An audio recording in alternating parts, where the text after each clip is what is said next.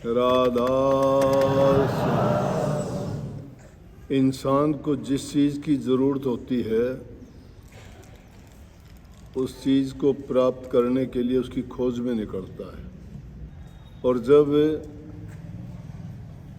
उस जगह पर पहुंच जाता है कि उस चीज़ का देने वाला या उस चीज़ का रखने वाला तुम्हें मिलता है तो उससे 100 मिन्नत करते हो कि मुझे ये चीज़ दे दे।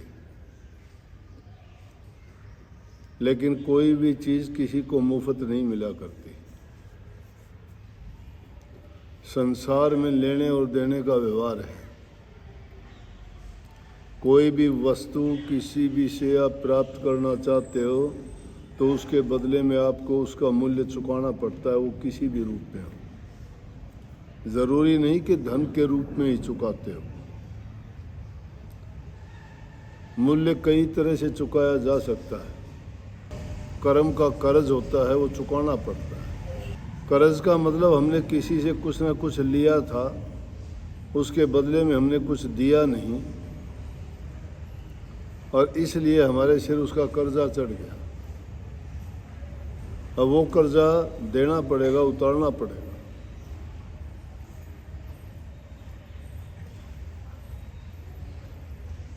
इसमें भी सतगुरु के पास भी जाके आप अर्ज करते हो कि मुझे ऐसा जतन बता दो कि वो कौन सा तरीका है जिससे मैं आपको प्रसन्न कर सकूं, खुश कर सकूं। और जब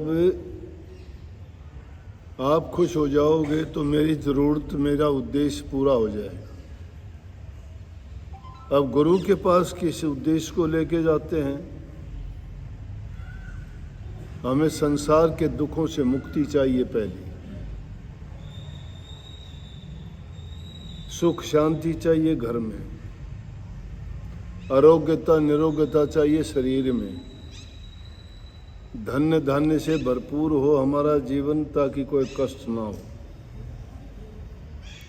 और उसके साथ साथ सतगुरु से वो चीज़ भी चाहते हैं जिससे हमारा इस संसार से सदा के लिए आना जाना छूट जाए। इसलिए सतगुरु से अर्ज करते हैं कि हमें ऐसा जतन बताओ कि जिससे आप प्रसन्न हो जाओ। सतगुरु राजी तो करता राजी, काल कर्म की चले न बाजी। अब सतगुरु को राजी करने के लिए कि किस चीज़ से खुश होंगे? सतगुरु ना तेरे धन का भूखा है, ना तेरे से कोई और वस्तु चाहता है। सतगुरु नाम के व्यापारी, प्रेम के दाता, दया के सागर, करुणा निधि हैं। सब पर दया करते हैं, प्रेम करते हैं, नाम की दीक्षा देते हैं, बुराइयों से बचा के सच्चाई के रास्ते पे चलाना चाहते हैं। और जो उनके वचन की पालना करता है वो निश्चित रूप से उसका संसार भी सुखी होता है और उसका कल्याण भी हो जाता है। फिर दोबारा बार बार संसार में नहीं आना होता। कितने ही किस्से ऐसे देखोगे कि जो भी शिष्य गुरु के पास गए, अब एक युग था जब सच्चाई का, सत्य का जमाना था, सत्य युग था। धर्म कर्म में लोगों का इतबार, विश्वास था, श्रद्धा अटूट थी। गुरु और शिष्य का नाता बड़ा पवित्र था। आज झूठ का, कपट का, बेईमानी का, छल का बोलबाला है। इसलिए हमारे शास्त्रों में तो बहुत कुछ लिखा है कि गुरु से जो चीज़ लेना चाहते हैं उस चीज़ की कोई कीमत नहीं है। परंतु फिर भी सतगुरु से जब नाम की दीक्षा हम लेते हैं तो बदले में हमें देना पड़ता है। तीनों चीज़ देनी पड़ती है, अपना तन भी, मन भी और धन भी। तन से कहते हैं कि अपने तन से कोई बुरा काम ना करो, क्योंकि तन तुम मुझे अर्पण कर चुके हो तो मेरा अधिकार है आपके तन पर और उस तन से कोई भी गलत काम, कोई पाप कर्म करने का अधिकार आपका नहीं रह गया। अगर आप ऐसा करते हो तो गुरु से धोखा करते हो। मन भी आपका नहीं रहा है। मन में अगर कोई बुरा संकल्प, बुरा विचार, बुरा ख्याल रखते हो, तुम्हारा कोई अधिकार नहीं है कि आप बुराई सोचो कोई, क्योंकि वो भी तुम्हारा नहीं है। वो गुरु को दे चुके हो, वो तो कीमत के बदले दे चुके हो। नाम जब लिया था उसके बदले में दे दिया आपने। तीनों चीज तन, मन और धन अर्पण कर चुके। और तीसरा नंबर आता धन का। धन भी गुरु का है, वो भी दे चुके। लेकिन गुरु को आपका वो धन नहीं चाहिए जिससे आपका संसार चलता है, आपका घर बार चलता है। गुरु को वो नहीं चाहिए। लेकिन गुरु क्या चाहता है? गुरु चाहता है कि जो तेरे पास धन दौलत कमाया हुआ तेरा अपना है, उससे तू पुण्य के काम कर, परिवार का लालन पालन कर, नेक काम में लगा, पर हित में लगा। अगर ऐसा काम करते हो तो वो तीनों चीज़ जो गुरु को दे दी हैं वो तुम्हारे नेक कामों में लगेंगी। लेकिन नाम के बदले में देनी पड़ी ना। अब सतगुरु से वो जतन मांगते हो, जतन यही है वो जतन। उस नाम की दीक्षा को पाके आपके सारे काज संवरते हैं। अब नहीं देखते कितने लोग आते हैं कि इसने नाम ले लिया, कहावत बन जाती है कि पता नहीं पैसा कहाँ से आ गया, इसको महाराज जी देते हैं। अब उनको ये नहीं पता महाराज जी देते कैसे हैं, क्योंकि वो गलत कामों में पैसा खर्च नहीं करता, समय पर अपना काम मेहनत करता है, नाजायज चीज़ों में नहीं लगाता, अच्छे काम में लगाता है। जो अच्छे काम में लगाता है तो उसको बदले में 1000 गुना मिलता है। नेक काम में लगाओगे ना 1000 गुना मिलेगा। पाप कर्म में लगाओगे वो तो खत्म ही हो जाएगा। इसलिए कितने ही पुराने ज़माने में भी जितने शिष्य और गुरु की शरण में गए जाते थे, यहाँ तक कि श्री रामचंद्र जी, श्री कृष्ण जी भी अपने गुरु की शरण में गए। रामचंद्र जी के गुरु वशिष्ठ जी थे, कुल गुरु। श्री कृष्ण जी के संदीपन गुरु थे, वो भी उनकी शरण में गए तो भी उन्होंने दीक्षा के रूप में उनको सब कुछ अपना अर्पण किया। क्योंकि मुफ्त में कोई चीज़ कभी किसी को मिला नहीं करती, और मिलती भी है तो वो काम करती भी नहीं है। लेकिन तरीका रहा कि गुरु को खुश करने के लिए उन्होंने ऐसे ऐसे काम किए कि गुरु अगर राजी हो जाए तो मेरे सारे काम अपने आप समझ जाएंगे। क्योंकि गुरु के पास वो दौलत है जिसको पाने के बाद, मिलने के बाद में मालो माल हो जाता है। ये दुनिया की चीज़ें तो यहीं ख़त्म हो जाएंगी। सुबह सुबह मुझे एक वो वाणी मिल गई, उसमें था कि अरब खरब धन जोड़ के आदमी क्या करता है? अच्छे काम तो नहीं करता। अगर वो जोड़ के धर भी लेगा, तिजोरियां भर लेगा, देखते नहीं उनका हाल क्या होता है। लेकिन ये नहीं सोचते उसको जोड़ने के बाद दुनिया से जाओगे, कहाँ लेके जाओगे? कफन मिलेगा, उसमें तो जेब भी नहीं है कोई भी। किस चीज़ में डाल के ले जाओगे? तो अकारण ही वो जोड़ने में हमने लोगों को परेशान किया, दुख दिया, बेईमानी करी, धोखा किया, कपट किया, लालच किया, बर्बादी का रास्ता ढूंढा। सच्चा धन जो है नाम का है, भक्ति का है, वो तुम्हारे साथ जाने वाला है। दुनियादारी का अगर सामान कोई जुटा लोगे, जोड़ भी लोगे, तो वो तो दुनिया में यहीं छोड़ जाओगे। उसको लेने वाले बहुत हैं, लेकिन जो नाम रूपी धन अगर आपने कमा लिया तो वो आपसे कोई नहीं ले सकता, सिर्फ आपका ही रहेगा। उसको ले जाने के लिए किसी जेब की ज़रूरत नहीं है, बैग की ज़रूरत नहीं है, वो अपने आप ही साथ जाएगा। इंसान का कर्म साथ जाता है। नेक कर्म करोगे, नेकी तुम्हारे साथ जाएगी। लेकिन आज के ज़माने की जो कहानी थी वो तो स्वामी जी महाराज ने भी, आज के ज़माने में गुरु और शिष्य का नाता सच्चाई का नहीं रहा है। क्या मांगेगा शिष्य? आप भी लोग आते हो, कोई नौकरी मांगता है, कोई बेटा मांगता है, कोई धन मांगता है, कोई और संसारी पदार्थों की मांग रखते हो। बुरा नहीं है ना, ये नहीं कि ना मांगो, मांगो, जरूर मांगो, लेकिन वो चीज़ मांगते हो तो उसके साथ उस चीज़ को भी तो मांग लो कि जिससे तुम्हारा सब कुछ बन जाए। ये बात ज़रूरी है कि पहली चीज़ है इंसान का शरीर सुखी हो। शरीर सुखी होगा तो ही मन सुखी होगा। शरीर में दुख है तो मन भी दुखी है। मन दुखी है तो कभी अच्छा नहीं सोच सकते, ना अच्छा कर सकते हो। पहला सुख शरीर का सुख है। दूसरा, परिवार में सुख शांति हो। घर परिवार में सुख शांति नहीं है, भक्ति का नाम नहीं ले सकते। लड़ाई झगड़ों से फुर्सत नहीं होगी। लड़ाई झगड़े रहेंगे, बेचैनी हो जाएगी मन में, वही ख्यालात बने रहेंगे, विचार ही दूसरे हो जाएंगे। कहाँ भक्ति, कहाँ नाम, कहाँ ध्यान, कहाँ अभ्यास, कहाँ सुमन, कुछ नहीं।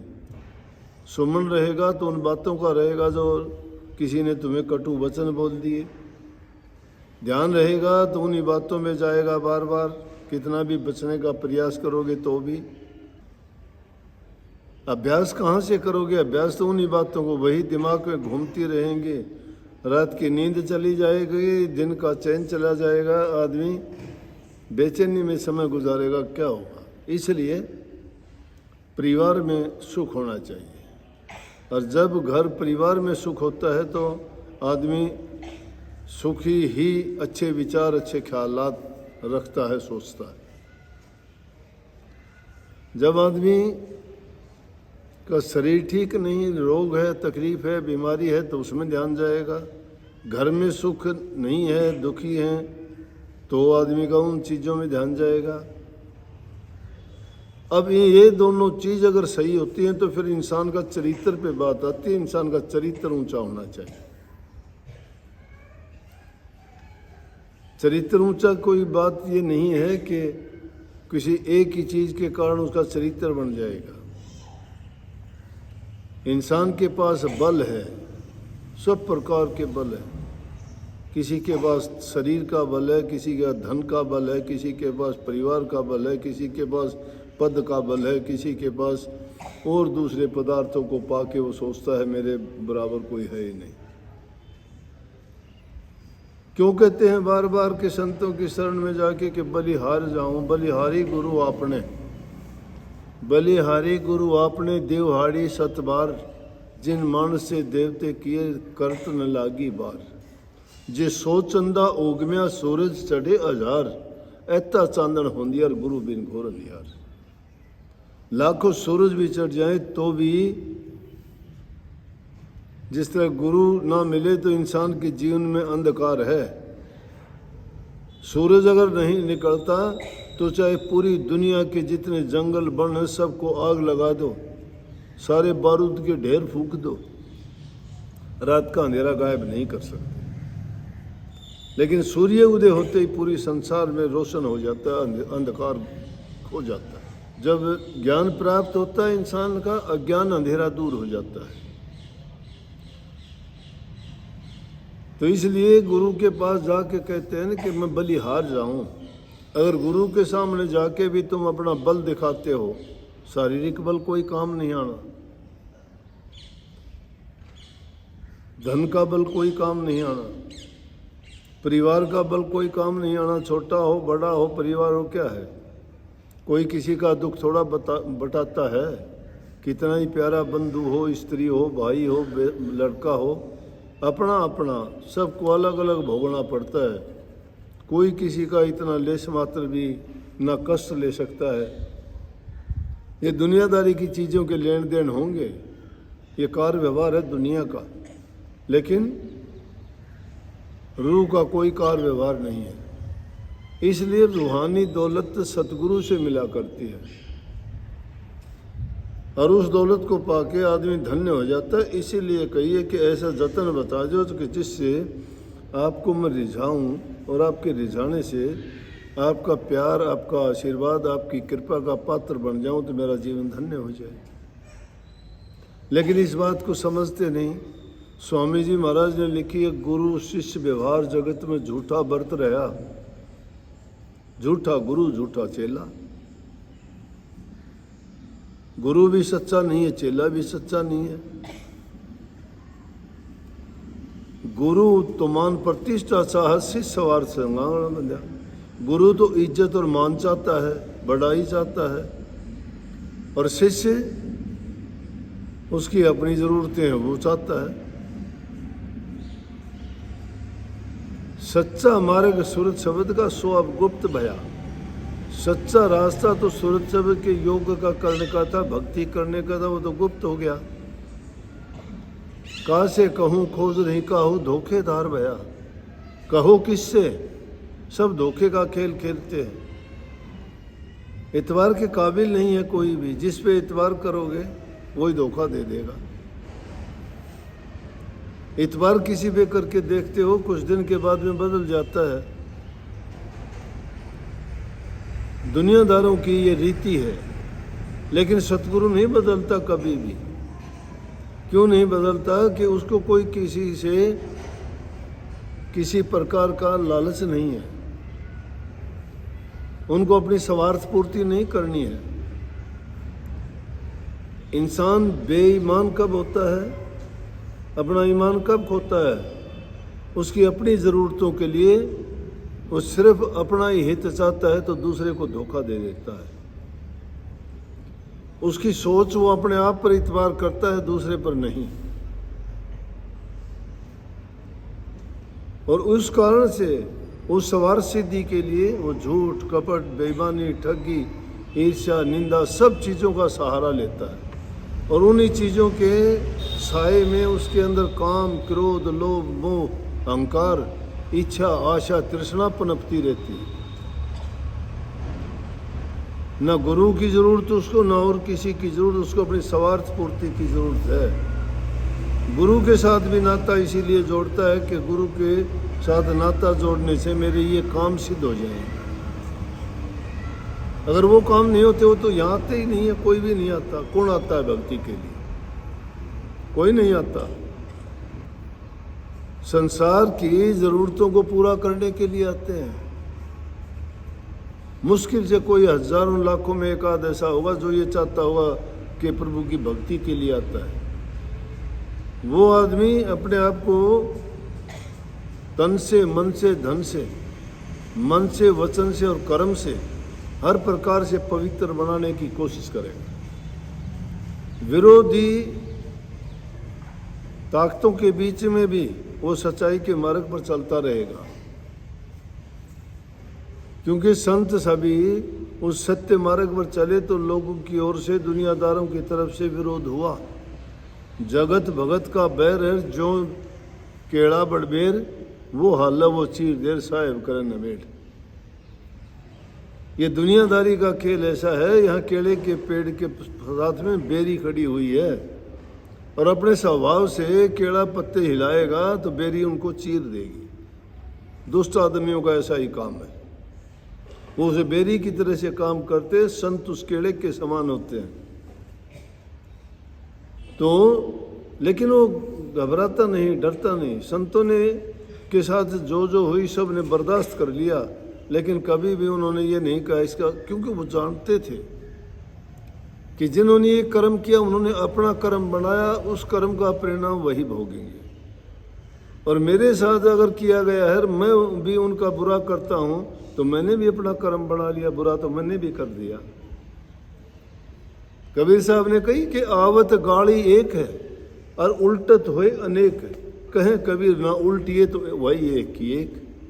इसलिए कहते हैं कि उसको ख़त्म करना है तो गाड़ी दो ना कोई भी, उसको वहीं ख़त्म कर दो, एक की एक रहेगी, आगे बढ़ेगी ही नहीं। वो जो तुम्हारा भला करता है उसको अपना हितकारी जानो, जो तुम्हारा हित करता है उसका एहसान मानो। कभी भी कि तुम्हारा हित करने वाले के नमक हरामी मत बनो।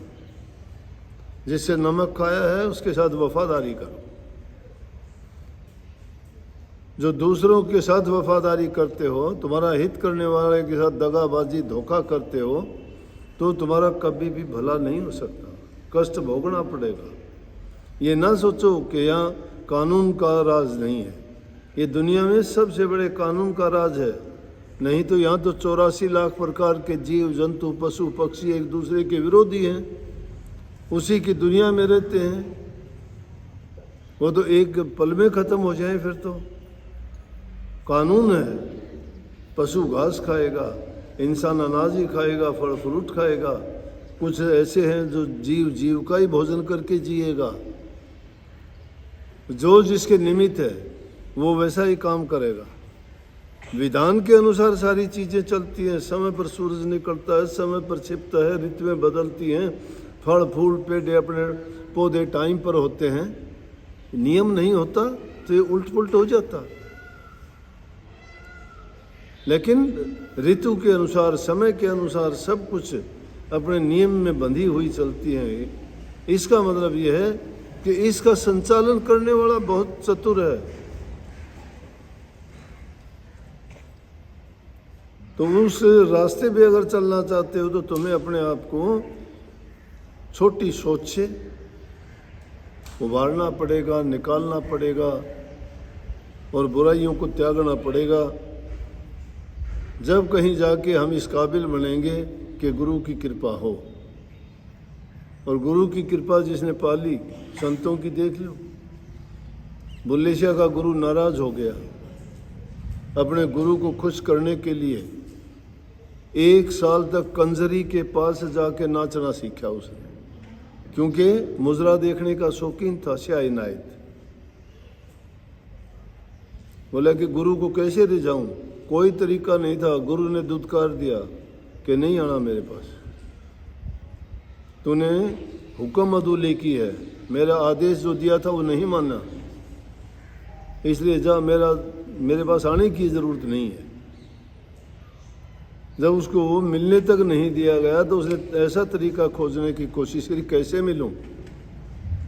उसको पता था मेरा गुरु मुजरे देखता है, तो मुजरे के लिए तैयारी करी। 1 साल तक कंजरी के पास रह के बोला मुझे नाचना सिखा दे। क्या काम, एक भगत आदमी वैश्या के पास जाके सीखता है मुझे नाचना सिखा दे। कितनी गिरी हुई बात है। आज अगर कोई बात भी कर ले तो क्या गीत बना लेंगे। उसको अपनी बहन बना के, उसका भाई बन के उसने उससे नाचना सीखा। और जब वो टाइम आया एक मजलिस में पहुंचने का, तो उस दिन औरत के कपड़े पहन के बुल्ले शाह अपने गुरु को रिझाने के लिए गया।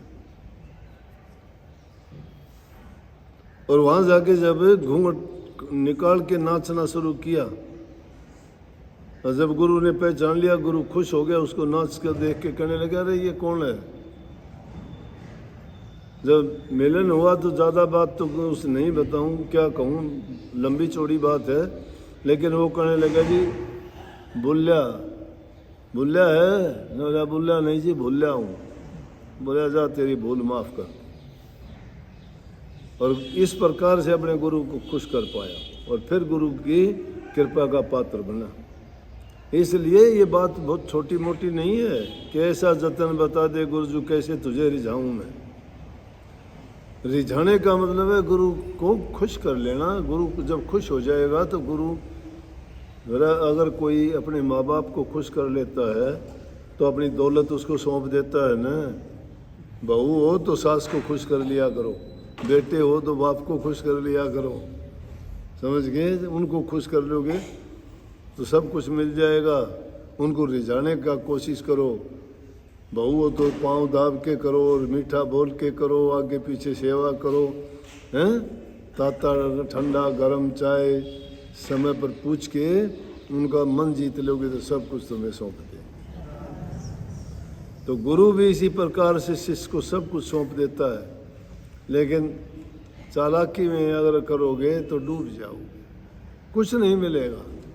वो मिली मिलाई चीज़ भी बस क्या होगा, मिले तो की मिल जाएगी लेकिन बदनामी मिलेगी साथ। चोर चोरी करता है, धन तो मिल गया, लेकिन पाप कर्म करके मिला ना है। अगर वही अच्छे काम करके मिले तो इज्जत और मान देता है, और जो चोरी ठगी से लिया तो क्या देता है? मिल तो गया ना, साथ ही उसकी मिल गया, लेकिन बुराई बदनामी। इसलिए नेक नीति से, नेक रास्ते पे चल के, नेकी करके जो प्राप्त करता है वो चीज़ उसको खुशी भी देती है, इज्जत भी देती है, मान भी मिलता है, शांति भी मिलती है, और उसी से उसका कल्याण भी होता है। राधा